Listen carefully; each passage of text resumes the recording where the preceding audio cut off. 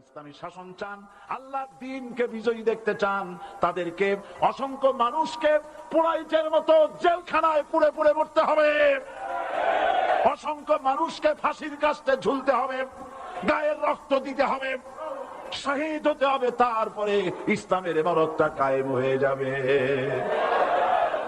শায়ের কবি কি সুন্দর করে বলছেন, কবি সুন্দর করে বলছেন, ये शहादत गाहे उल्फत में कदम रखना, ये शहादत गाहे उल्फत में कदम रखना, लोग समझते हैं आसा है मुसलमान होना। মানুষেরা মনে করে মুসলমান হওয়া খুব সহজ জিনিস। না, মুসলমান হওয়ার অর্থ হলো শাহাদাতের ঈদগাহে শামিল হয়ে যাওয়া।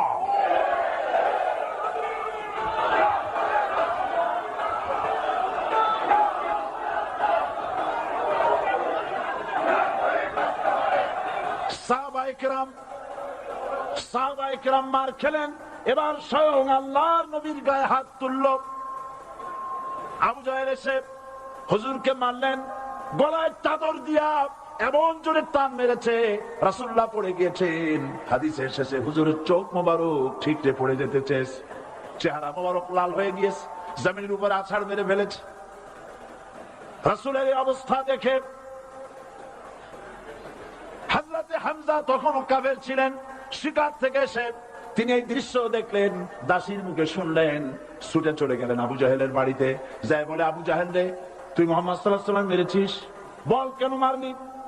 এমন ভালো মানুষ তো জীবনে চোখে দেখি নাই, যিনি কোনো মিথ্যা কথা বলেন না, ভালো ভালো কথা বলেন, এক আল্লাহর গোলামি করার জন্য বলেন। এই সব ভালো কথা বলার জন্যই তুই তারে মারলি নাকি? আরে আবু জাহেল, তুই কি মনে করছিস মুহাম্মদ সাল্লাল্লাহু আলাইহি ওয়াসাল্লাম তার পিতা আব্দুল্লাহ মারা গেছে বলে মুহাম্মদ সাল্লাল্লাহু আলাইহি ওয়াসাল্লাম ইতিম হয়ে গেছে মনে করেছিস নাকি?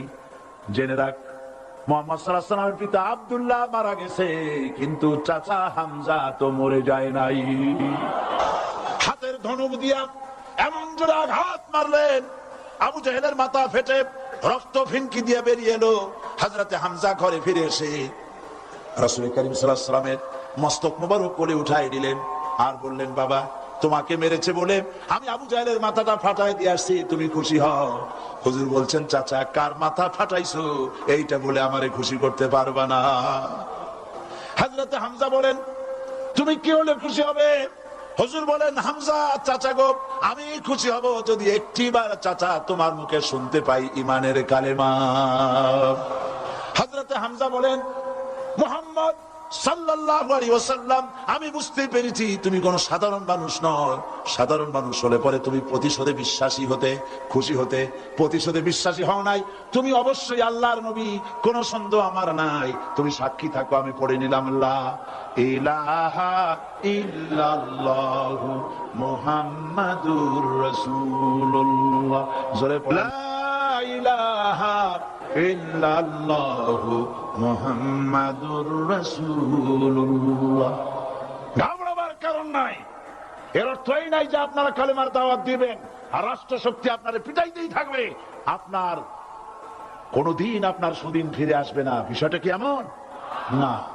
আমার আল্লাহর ওয়াদা শুনুন, ولا تهنوا ولا تحزنوا وأنتم الأعلون إن كنتم مؤمنين।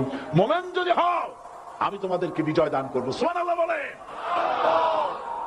আজ যদি আমাদের উপরে বিপদ এসে থাকে, তাহলে তার একমাত্র কারণ পূর্ণাঙ্গ ঈমানের অভাব আমাদের মধ্যে রয়েছে, ঠিক কিনা? আজ পৃথিবীতে সব থেকে মার খায় কারা? চিল্লায় বলো। আলজেরিয়ায় কারা? বসনিয়ায় কারা? চেচনিয়ায় কারা? প্যালেস্টাইনে কারা? আহা, প্যালেস্টাইনের মুসলমানদেরকে মেরে মেরে শেষ করে দিল। দেখছেন ছবিতে না? দেখেন না? প্যালেস্টাইনের মুসলমানদের যখন মারা হচ্ছে, বাংলাদেশের প্রধানমন্ত্রী তখন আমেরিকায় ক্লিনটনের সঙ্গে কথা বলতেছেন। তিনি ক্লিনটনের কাছে তার পিতৃ হত্যার জন্য দায়ী সাজাপ্রাপ্ত 3 জন ব্যক্তিকে ফেরত চাচ্ছিলেন। আমার দৃষ্টিতে এটা কোনো অপরাধ নয়। সন্তান তার পিতার প্রতি আকর্ষণ থাকবে। আমার আপত্তি সেখানে আপনি আপনি প্রধানমন্ত্রী শুধু শেখ পরিবারের প্রধানমন্ত্রী নন, শুধু আওয়ামী লীগের প্রধানমন্ত্রী হওয়া উচিত নয় আপনার। আপনি পৃথিবীর দ্বিতীয় বৃহত্তম বাংলাদেশের 12 কোটি মুসলমানের প্রধানমন্ত্রী। পিতৃ হত্যার আসামি ফেরত চাইলেন, কিন্তু বিল ক্লিন্টনের আশ্রয় প্রশ্রয় লালিত পৃথিবীর অসভ্য জাতি সন্ত্রাসী ইহুদিরা প্যালেস্টাইনের মুসলমানদেরকে পাখির মতো গুলি করে হত্যা করছে। আপনি কেন জবাব চাইলেন না?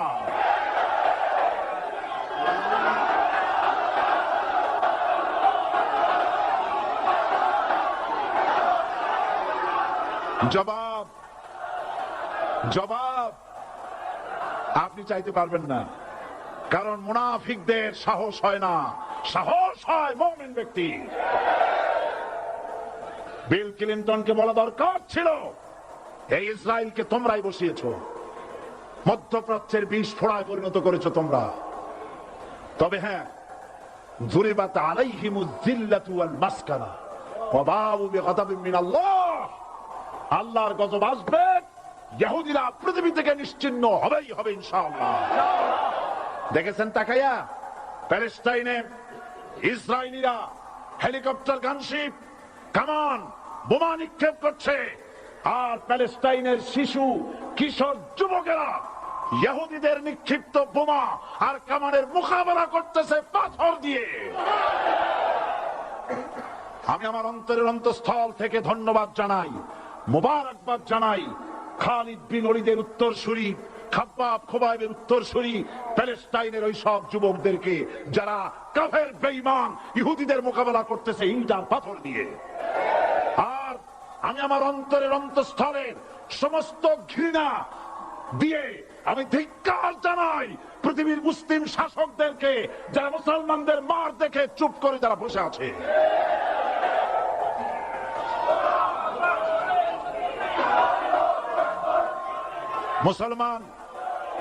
মুসলমান যদি মুসলমানের মতো হয়, 10 জন যথেষ্ট, কয়জন যথেষ্ট? কোথায় আছে কথা? আল্লাহ পাক কোরআন শরীফের মধ্যে বলেছেন, একজন যদি হও ইমানদার মুত্তাকি 10 জনের উপরে বিজয়ী হবে, 10 জন যদি হও 100-র উপরে বিজয়ী হবে, 100 যদি হও 1000-এর উপরে বিজয়ী করবো। জোরে বলেন সুবহানাল্লাহ। কবি বলতেছেন, ফিজায়ে বদরে পয়দা কুন ফেরেশতে তেরি নুসরত কো উতার সকতে গর্দু সে কতর আন্দর কতর আবি।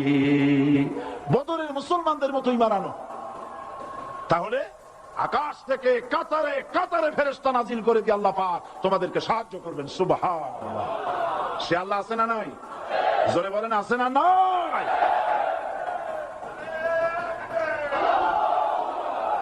সেই আল্লাহ রাব্বুল আলামিন কোরআন কারীমের ভিতরে আয়াতুল কুরসির মধ্যে বলে দিয়েছেন, আল্লাহু লা ইলাহা ইল্লা হুয়াল হাইয়ুল কাইয়্যুম। প্রাণ খুলে সবাই পড়েন, বসা মানুষ দাঁড়ানো মানুষ। আল্লাহু লা ইলাহা ইল্লা হুয়াল হাইয়ুল কাইয়্যুম। আল্লাহ রাব্বুল আলামিন, তিনি ছাড়া কোনো ইলাহ নাই, তিনি সার্বভৌমত্বের মালিক কেউ নাই আল্লাহ ছাড়া। এই কথা মানুষকে ঘোষণা করতে হবে। বাধা, এই কথা বললেই বাধা দেবে কয় শ্রেণীর লোক? 3 শ্রেণী। প্রথম শ্রেণী হচ্ছে কে? রাষ্ট্রশক্তি। আজও তারা বাধা দিচ্ছে। আল্লাহর আইন দিয়ে দেশ চালাও, তারা তাদের মন মর্জি মোতাবেক আইন দিয়ে দেশ চালাবে। আল্লাহ পাক বলছেন, আলা লাহুল খালকু ওয়াল আমরু, সৃষ্টি যার আইন চলবে তা। কারো বাবার আইন চলতে পারে না, নিজেদের তৈরি করা আইন চলবে না। ইনিল হুকমু ইল্লা লিল্লাহ, একমাত্র আইন চলবে কার? এই আইন রাসূল করিম সাল্লাল্লাহু আলাইহি ওয়াসাল্লাম মদিনায় কোরআন দিয়ে প্রতিষ্ঠিত করেছিলেন। আল্লাহর বিধান, আল্লাহর সার্বভৌমত্ব কায়েম করেছিলেন। কোরআন সংবিধান হলো, চুরি বন্ধ হলো, ডাকাতি বন্ধ হলো, জেনা বন্ধ হলো, হত্যা বন্ধ হলো, ধর্ষণ বন্ধ হলো, সব কিছু বন্ধ হয়ে গিয়ে মুসলমানেরা শান্তি লাভ করলো, পৃথিবীর মানুষ শান্তি লাভ করলো। সুবহানাল্লাহ। আজ মুসলমানেরা শত্রু চেনে না, বন্ধু চেনে না। বন্ধুকে বানাইছে শত্রু, শত্রুকে বানাইছে বন্ধু। কে বন্ধু কে শত্রু চিনাই দিবেন কে? আল্লাহ। বলেন কে দিবেন? আল্লাহ রাব্বুল আলামিন কোরআন কারীমের মধ্যে পরিষ্কার করে বলেছেন, লাতাজিদান্না আশাদ্দান নাসি আদাওয়াতান লিল্লাযীনা আমানুল ইয়াহুদা ওয়াল্লাযীনা আশরাকু। আল্লাহ পাক বলছেন, হে রাসূল, মানুষের ভিতরে দুইটা শ্রেণী মুমিনদের জন্য সবথেকে জঘন্য দুশমন। কয়টা শ্রেণী? দুইটা। একটা হলো ইহুদ আর একটা হলো মুশরিক। একটা হলো ইহুদি আর একটা হলো মুশরিক। এটা হলো তোমাদের দুশমন। আর আজ আমাদের দেশে, পৃথিবীর বিভিন্ন দেশে মুসলমানেরা মুশরিকদের সঙ্গে সম্প্রীতি বাড়াচ্ছে, মুসলমানদের সাথে শত্রুতা বাড়াচ্ছে। আজ আমার দেশে পূজা পার্বণে বাধা নাই। পূজা পার্বণে বাধা আছে? পূজা পার্বণে বাধা নাই। বাধা কোথায়? কোরআন শরীফের তাফসীর মাহফিলে। কোরআনের তাফসীরের মাহফিলে বাধা দেওয়া হচ্ছে। গান বাজনায় 144 ধারা নাই, কিন্তু কোরআন শরীফের মাহফিলে 144 ধারা দেওয়া হচ্ছে। যারা দিচ্ছে তারা আবার ওমরাও করে, হজও করে। ওরা আমাদের বলে আমরা নাকি ধর্মের নামে রাজনীতি করি। বলে না আমরা নাকি ধর্মের নামে রাজনীতি করি?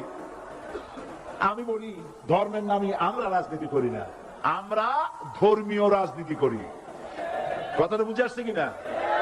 ধর্মের নামে রাজনীতি তো সেই ব্যক্তি করে 1996 সনের নির্বাচনের আগে যিনি মাথায় পট্টি বেঁধেছিলেন, যিনি শপথ গ্রহণের সময় হাতে তসবিহ পড়েছিলেন।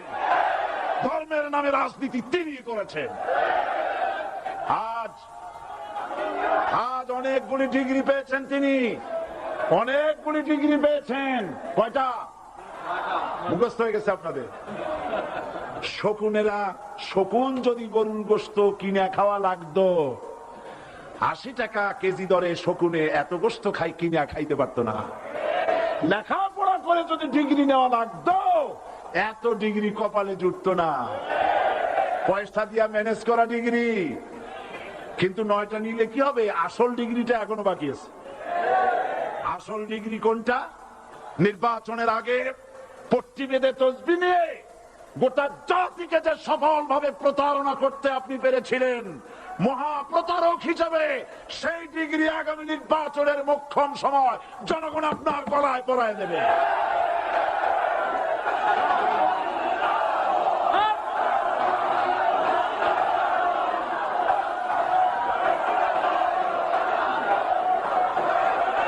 সুতরাং ধর্মের নামে রাজনীতি নয়, আমরা ধর্মীয় রাজনীতি করি।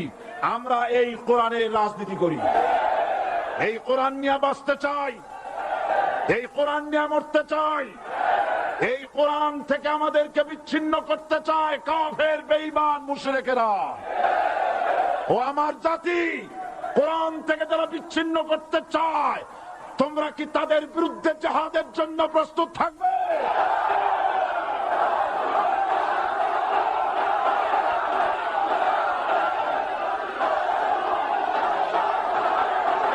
বসেন, বসেন, বসেন,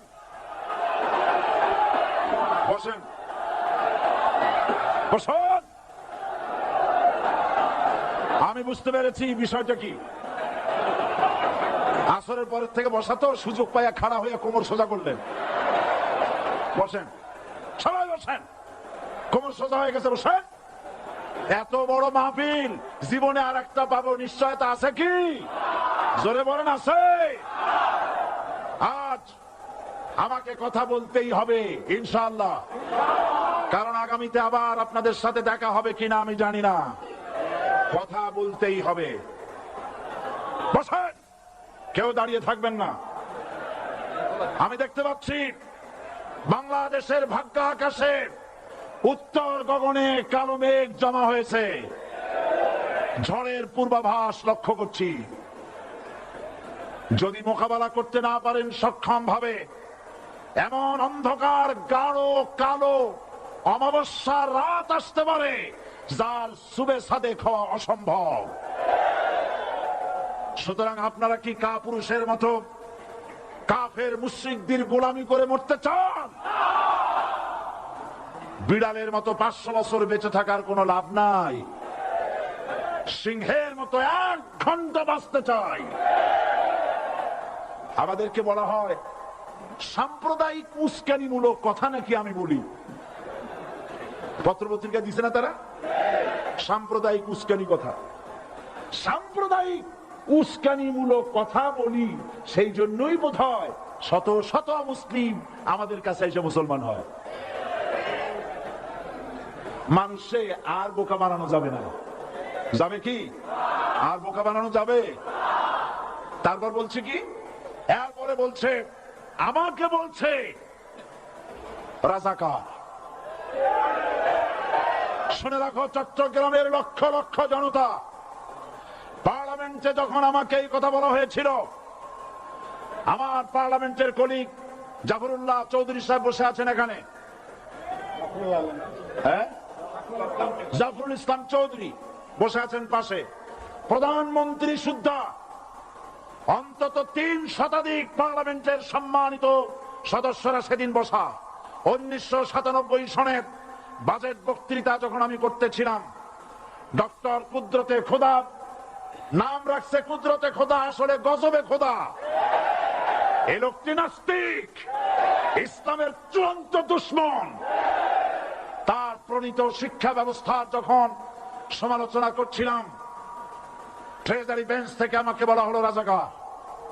আমি আমার সমস্ত শক্তি একত্রিত করে বলেছিলাম, শুধুমাত্র হিন্দুস্তানের রাজাকারেরাই আমাকে রাজাকার বলতে পারে। আমি বলেছিলাম 1973 সন পর্যন্ত আমি বাংলাদেশের কোন রাজনৈতিক দলের নেতা এবং কর্মী ছিলাম না। আমি রাজাকার নই। আমাকে রাজাকার বলে যদি তাকে প্রমাণ করতে না পারে 10 কোটি টাকার মানহানি মামলা দায়ের করব। আমার এই বক্তব্য সারা দুনিয়া শুনেছে, পার্লামেন্টে আমার এই বক্তব্য রেকর্ড হয়ে আছে। সেদিন 3 শতাধিক পার্লামেন্ট মেম্বারের কেউ আমার চ্যালেঞ্জ গ্রহণ করেন নাই। যে কোনো ব্যক্তি পার্লামেন্টে গিয়ে আমার বক্তৃতা দেখে আসতে পারেন। এরপরে 1997 সনের 7ই অক্টোবর দৈনিক জনকণ্ঠ পত্রিকা যখন আমার বিরুদ্ধে লিখলো, সেই পত্রিকায় সাইদির ওপেন চ্যালেঞ্জ 8ম পাতা, 1997 7ই অক্টোবর, এত বড় 2 কলমে হেডিং। সেখানে আমি বলেছি, বাংলাদেশের সকল সাংবাদিক, গোয়েন্দা বিভাগ, বাংলাদেশের সকল বুদ্ধিজীবীকে আমি আমার পিরোজপুরে আমন্ত্রণ করছি। আমার উপস্থিতিতে যদি কেউ প্রমাণ করতে পারে বাংলাদেশের স্বাধীনতা যুদ্ধের বিরুদ্ধে আমার কোন ভূমিকা ছিল, সজ্ঞানে স্বেচ্ছায় জাতীয় সংসদের সদস্য পদ থেকে পদত্যাগ করব। 3 বছর পার হয়ে গেছে, আজ পর্যন্ত কেউ এই চ্যালেঞ্জের মোকাবেলা করে নাই। সুতরাং আমাকে যারা রাজাকার বলবে তারা পিতৃ পরিচয়হীন অবৈধ সন্তান। 1971 সনের, শোনো মুসলমানেরা, 1971 সনের কোন কাদা সাইদির গায়ে লাগে নাই। আমাকে রাজাকার বলে জনগণ থেকে বিচ্ছিন্ন করবা, জনগণ থেকে আমার বিচ্ছিন্ন করা যাবে না। কারণ এই জনগণ আমার জন্য আসে না, এই জনগণ আসে আল্লাহর কোরআনের জন্য।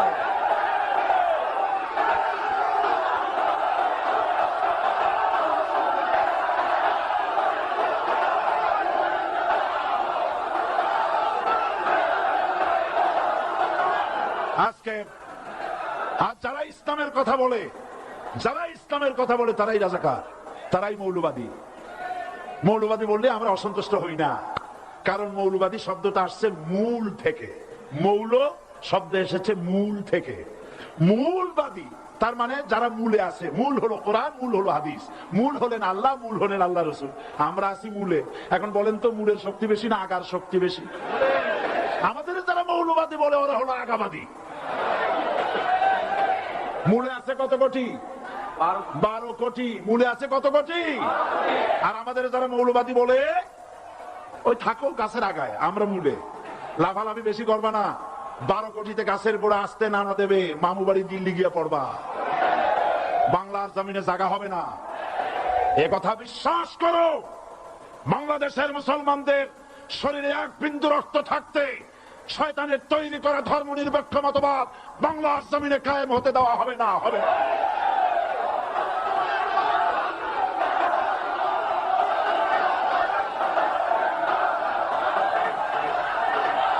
রাসূল করিম সাল্লাল্লাহু আলাইহি ওয়াসাল্লাম কোরআন প্রতিষ্ঠার জন্য আন্দোলন করেছিলেন।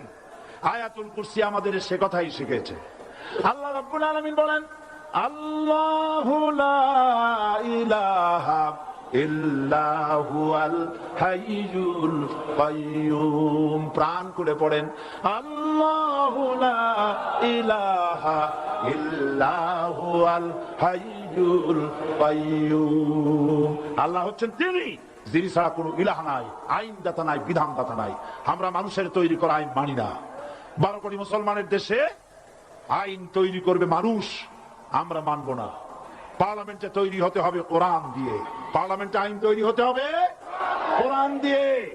সুতরাং ভয় যতই পান আর যতই ষড়যন্ত্র করেন, 4 দল যখন একত্রিত হয়েছে, ঐক্যবদ্ধ থাকবে, সরকার ঐক্যবদ্ধভাবে গঠন হবে, নির্বাচন ঐক্যবদ্ধভাবে হবে এবং কোরআন হবে, আল কোরআনের পার্লামেন্ট হবে বাংলাদেশে।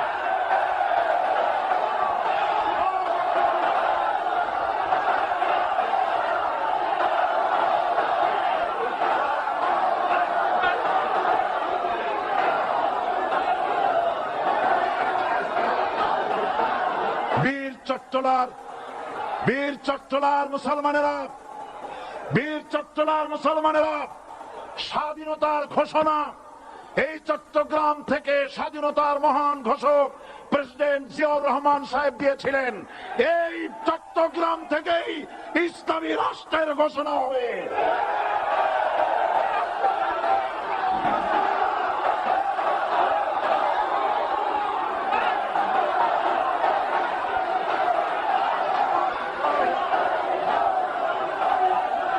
আশাবাদী আপনারা অবশ্যই তা পারবেন। আমি 100% বিশ্বাস করি ইনশাআল্লাহ। কারণ যে ষড়যন্ত্রের মোকাবেলা করে স্থানীয় রাজনৈতিক দলের নেতৃবৃন্দ কোরআনের মাহফিল সিনায় এনেছেন, আমি প্রথম দিনেই বলেছি চট্টগ্রাম তাফসীরুল কোরআন মাহফিল কোন রাজনৈতিক দলের প্রতিনিধিত্ব করে না। এটা কোন জামাত শিবিরের একক সম্পদ নয়, এটা চট্টগ্রামের মুসলমানদের কলিজার টুকরা তাফসীরের মাহফিল। সুতরাং এই মাহফিল চট্টগ্রামে থাকবে ইনশাআল্লাহ কিয়ামত পর্যন্ত। 144 ধারা 288 হয়ে গেছে, ষড়যন্ত্র পায় পায় চলে গেছে। আমি ওই সব ছেলেদের বলি, সরকারি দলের ছাত্র হইয়া মুসলমানদের বিপক্ষে যাইও না। এদেশের ভাগ হয়ে গেছে দুটো শিবির, বোঝাই যাচ্ছে। একদিকে ভারতের 5 আটা গোলাম নাস্তিক মুরতাদ শ্রেণীর বুদ্ধিজীবী এবং তাদের মদত পুষ্ট সরকার, আর একদিকে ইসলামী শক্তি, ইসলামী দল আর দেশ প্রেমিক জাতীয়তাবাদী শক্তি। একদিকে হিমালয় পাহাড় আর একদিকে সূচো ইঁদুর। আল্লাহ বিজয় দেবে মুসলমানদের। কাদের বিজয় হবে? বাংলাদেশে কোরআনের রাজ কায়েম হোক, তাকে আপনারা চান? কারা কারা চান? তো হাত উঁচু করে দেখান। দাঁড়াবেন না।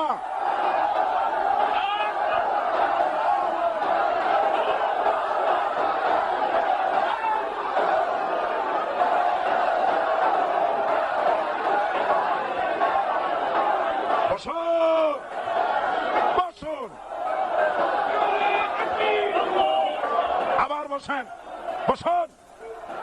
জোরে সরে জিকির করেন লা ইলাহা, আরো জোরে লা ইলাহা, লা ইলাহা,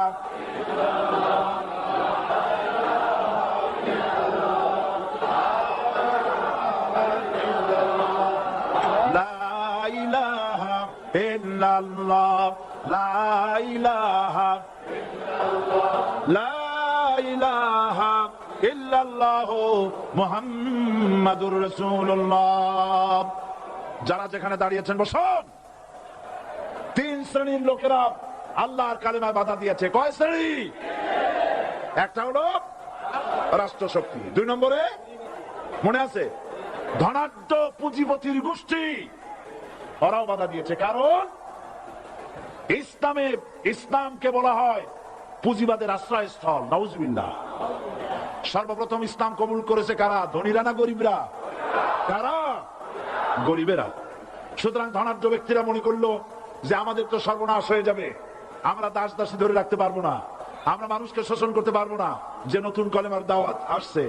সুতরাং সরকারের হাতকে তারা পয়সা দিয়া শক্ত করেছে আর বলেছে যত টাকা লাগে এই লোকগুলারে ঠ্যাঙ্গান। আজও আছে কিনা? তা আছে কিনা? 3 নম্বরে বাধা দিয়েছে ধর্মের নামের এক শ্রেণীর কায়েমি স্বার্থবাদী শক্তি, যার সম্পর্কে সূরা তাওবায় আল্লাহ পাক বলেছেন ইন্না কাসীরাম মিনাল আহবারি ওয়ার রুহবান লা ইয়াকুলুনা আমওয়ালান নাস বিল বাতিল ওয়া ইয়াসুদ্দুনা আন সাবিলিল্লাহ। ইহুদি আহলে কিতাবদের মধ্যে এক শ্রেণীর বুজুর্গ ধরনের লোক, দরবেশ জাতীয় লোক, যারা নাকি মানুষের সম্পদকে বাতিল পন্থায় ভক্ষণ করে, ওয়াসুদ্দুনা আন সাবিলিল্লাহ, এবং আল্লাহর রাস্তায় চলার জন্য মানুষকে বাধা প্রদান করে। এত বড় বিশাল মাহফিলে আপনি দাঁড়ায়া কোন মানুষকে কষ্ট দিবেন না, জায়েজ নাই। মুসলমানদেরকে কষ্ট দেওয়া কবিরা গুনাহ। বুঝতে পেরেছেন? যে যেখানে দাঁড়িয়েছে আপনারা বসা মানুষেরা তাদেরকে বসায় দেন। সুতরাং এই কালেমার দাওয়াত যখন হযরতে মুসা আলাইহিস সালাম দিলেন, ফিরআউন বলল আমি তো জানি না যে আমি ছাড়া আরো কোন ইলাহ আছে, আইনদাতা তো আমি, তুমি নতুন কোথা থেকে আইনদাতা নিয়ে আসছো? ফিরআউন বলছে দেখো, আমারে বাদ দিয়া যদি অন্য কাউকে ইলাহ বলে তুমি মানো আর সেই শিক্ষা যদি নিজের জাতিকে দাও, তাহলে আমি তোমাকে ধরে লাআজআলান্নাকা মিনাল মাসজুনিন, আমি তোমাকে কারারুদ্ধ করব, আমি তোমাকে জেলখানায় ঢুকিয়ে দেব। রাষ্ট্রশক্তি প্রথম বাধা দিল কারা? বলেন সবাই। সেই বাধা কি ওখানে শেষ হয়েছে না এখনো আছে? আছে কিনা জোরে বলেন। আমি তোমাকে জেলখানায় ঢুকাবো। হযরতে মুসা আলাইহিস সালাম বলেন ফিরআউন, জেলের ভয় আমি করি না, আমাকে জেলের ভয় দেখায়া লাভ নাই, আমি আল্লাহ পাকের পয়গম্বর হযরতে মুসা আলাইহিস সালাম। ফিরআউনের দলবল আছে, লোক লস্কর আছে, তার অস্ত্রের অভাব নাই। আল্লাহ রাব্বুল আলামিন মুসা আলাইহিস সালামের কাছে একটা অস্ত্র দিয়া দিলেন। দিছিলেন কিনা? আল্লাহ পাক হযরত মুসা কি বলেছেন? ওয়া মা তিলকা বিয়ামিনিকা ইয়া মুসা, মুসা রে তোমার হাতে ওটা কি? মুসা আলাইহিস সালাম বললেন এটা লাঠি। আল্লাহ পাক বললেন ফেলে দাও লাঠি। লাঠি ফালায় দিলেন। কি হয়ে গেল?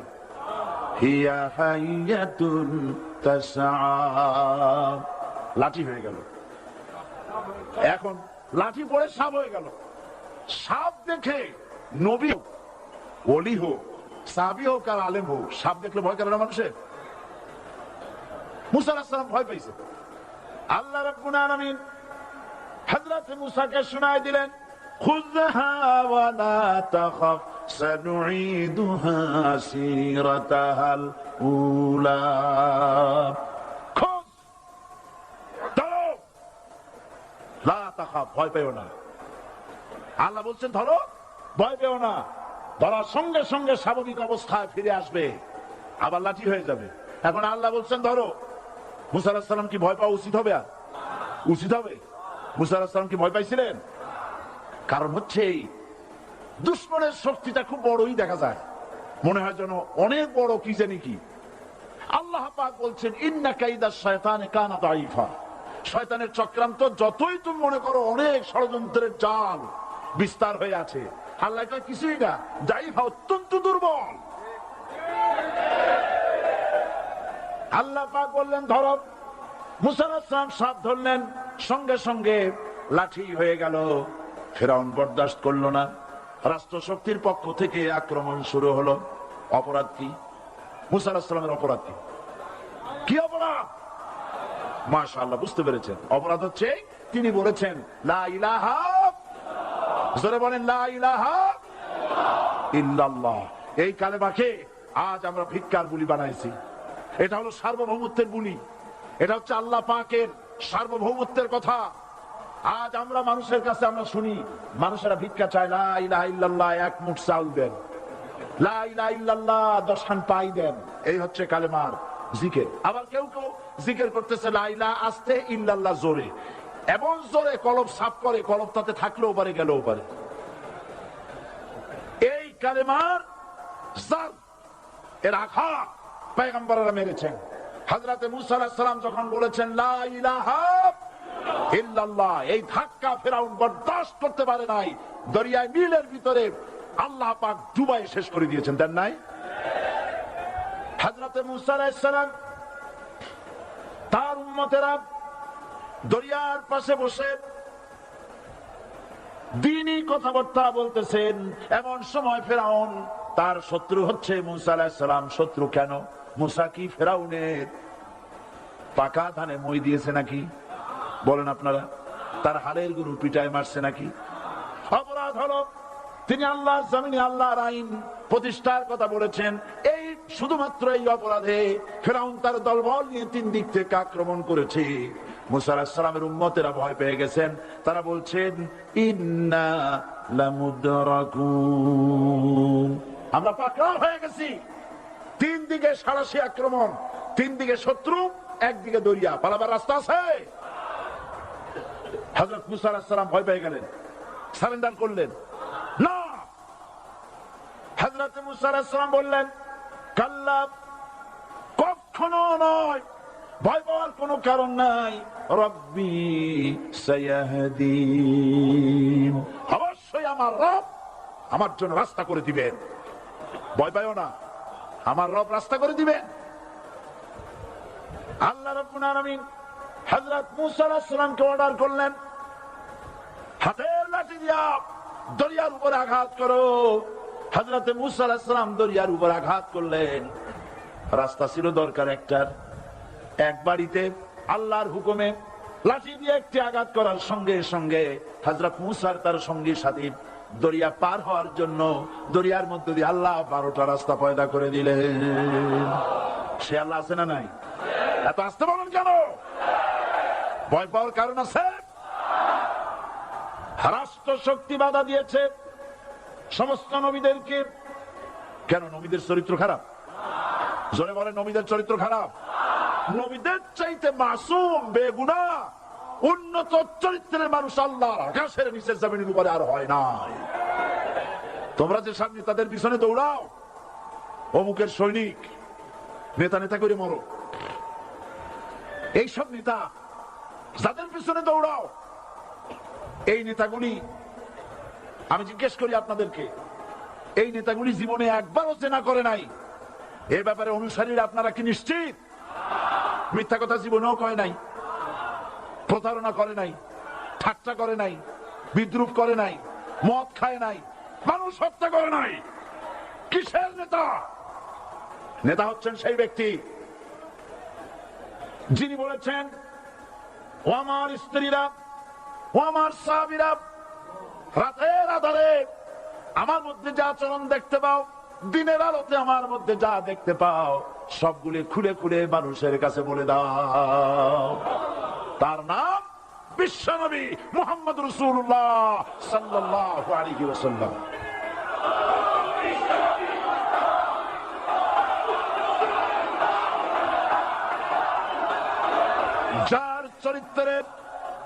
যার চরিত্রের সার্টিফিকেট আল্লাহ রাব্বুল আলামিন নিজে দিচ্ছেন, ওয়া ইন্নাকা লাআলা খুলুকিন আযীম।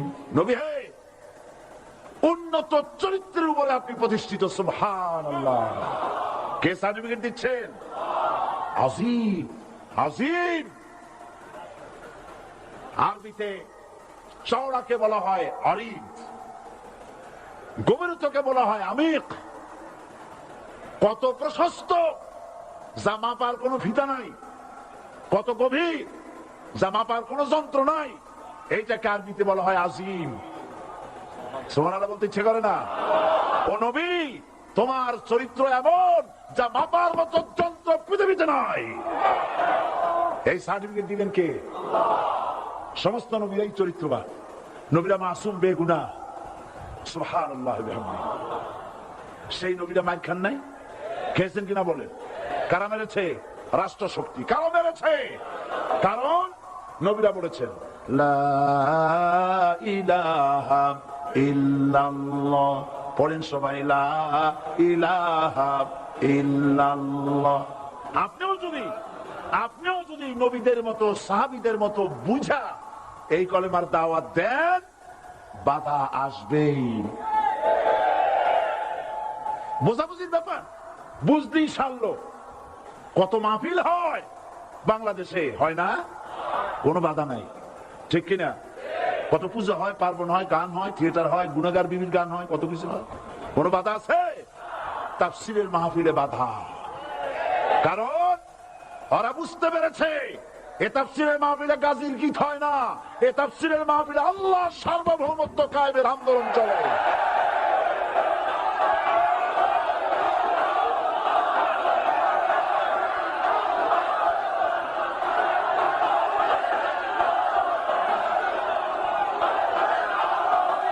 এবার দেখুন, এবার কলেমা বোঝেন, কালেমা বুঝুন। বঙ্গভবনের সামনে দাঁড়াইয়া, গণভবনের সামনে দাঁড়িয়ে আপনি যদি কালেমার জিকির করতে থাকেন, লা ইলাহা ইল্লাল্লাহ, লা ইলাহা ইল্লাল্লাহ, লা ইলাহা ইল্লাল্লাহ, লা ইলাহা ইল্লাল্লাহ, 2-1 ঘন্টা, 2-4 ঘন্টা, দেখবেন অফিসাররা এসে বলবে, না জানি কোন খাজা বাবা আসছে, আসেন আসেন, নিয়ে খাইতে দেবে, হাদিয়া দেবে। যেহেতু যিনি পড়তেছেন উনি বোঝেন না কি বলতেছেন, আর যারা দাওয়াত দিয়ে নিয়ে গেল ওরা টের পায় নাই যে কি শুনে দাওয়াত দিতেছে। কিন্তু আপনি যদি বঙ্গভবন, গণভবন, সেক্রেটারিয়েট আর পার্লামেন্ট এর ভিতরে ঢুকে যদি বলেন, কোন মানুষের তৈরি করা আইন মানি না, কোন সরকারের সার্বভৌমত্ব স্বীকার করি না, কারো বিধান মানি না, কারো তৈরি করা আইনের সামনে মাথা নত করি না, আল্লাহ ছাড়া কারো বিধান মানি না, হাদিয়া আসবে, খাইতে দেবে, পকেটে টাকা দেবে, খাওয়াবে এক জায়গায় নিয়ে। কোন জায়গায়? লাল দালানে। বোঝাবুঝি করে পয়গম্বরেরা দাওয়াত দিয়েছেন আয়াতুল কুরসি, ফরজ নামাজ পড়িয়া দেখছি অনেকেই জামার বুতাম টুতাম খুলিয়া তারপরে জোরে একটা ফু দেয়। অসুবিধা নাই, ফু আপনি দেন, কিন্তু কি পড়ে ফু দিচ্ছেন আপনি কি বুঝছেন কিছু? সুবহানাল্লাহ। বুঝলি কি এই চেহারা হয়? এতগুলো মানুষ লাগে নাকি বিপ্লব করতে, কালেমার রস কায়েম করতে? 313 জন মুসলমান যথেষ্ট পৃথিবীতে।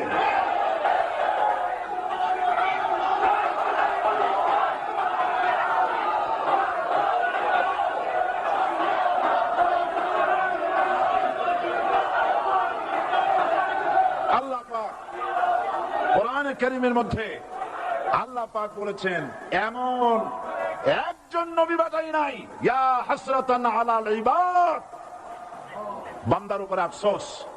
আহারে, কে বলতেছেন? আমার আল্লাহ। বলেন আমার আল্লাহ। তিনি আফসোস করছেন, আফসোস একজন পয়গম্বর এমন পাঠাইলাম না, একজন রাসূল পাঠাইলাম না যার সাথে এরা ঠাট্টা করে নাই, বিদ্রুপ করে নাই, পাগল বলে নাই, মারে নাই।